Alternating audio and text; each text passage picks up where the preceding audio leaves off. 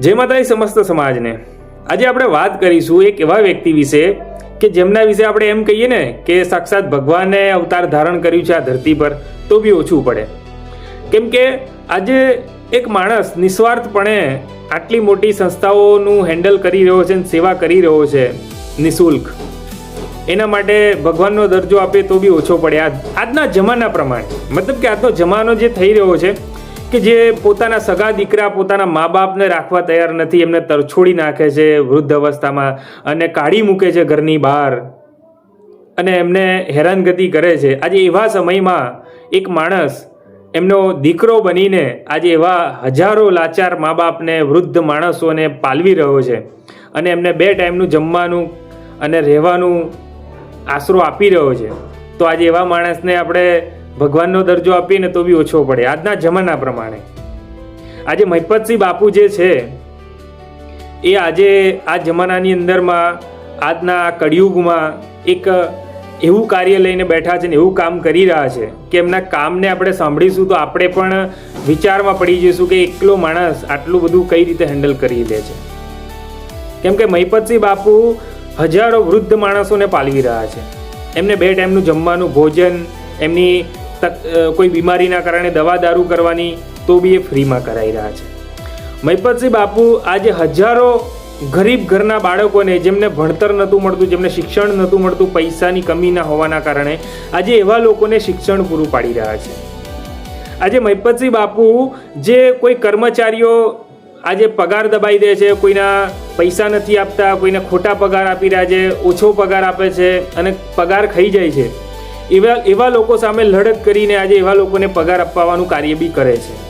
આજે મહિપતસિંહ બાપુ જે લોકોની જોડે પૈસાની તંગી છે, પૈસાની તકલીફ છે અને એમને કોઈ એક્સિડન્ટ થયો છે, કોઈ વાગ્યું છે, કંઈ વધારે તકલીફ છે, કોઈ મોટી બીમારી છે અને ઓપરેશન કરવાનું થાય છે પણ પૈસાની વગર ઓપરેશન નથી કરાવતા, આજે એવા માણસોને, એવા લાચાર વ્યક્તિઓને આજે મહિપતસિંહ બાપુ અત્યાર સુધીમાં 500+ ઓપરેશન વગર પૈસે કરાવી ચૂક્યા છે.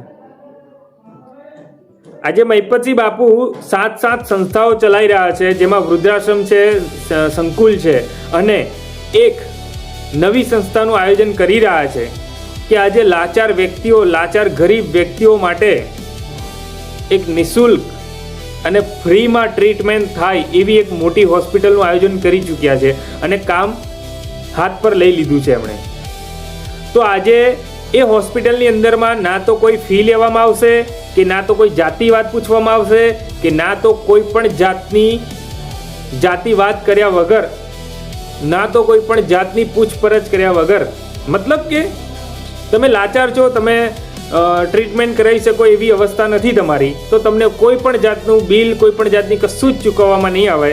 એકદમ ફ્રીમાં તમારું ટ્રીટમેન્ટ કરવામાં આવશે, ચાહે ગમે એટલી મોટી બીમારી હોય તમારી, નાનેથી લઈને ગમે એટલી મોટી બીમારી હોય તમારી. તો આજે આવો માણસ આટલું નિઃશુલ્ક અને આટલી મોટી સેવા પૂરી પાડી રહ્યો છે આ કળિયુગના જમાનામાં. અને એવા માણસ વિશે અમુક લોકો, અમુક ડફોડ લોકો ખોટી ટિપ્પણીઓ કરે છે, એમને બદનામ કરવાની કોશિશ કરે છે, એમની પર ખોટા આક્ષેપો નાખે છે. કેટલે હદ સુધી આવું થોડી ચાલે.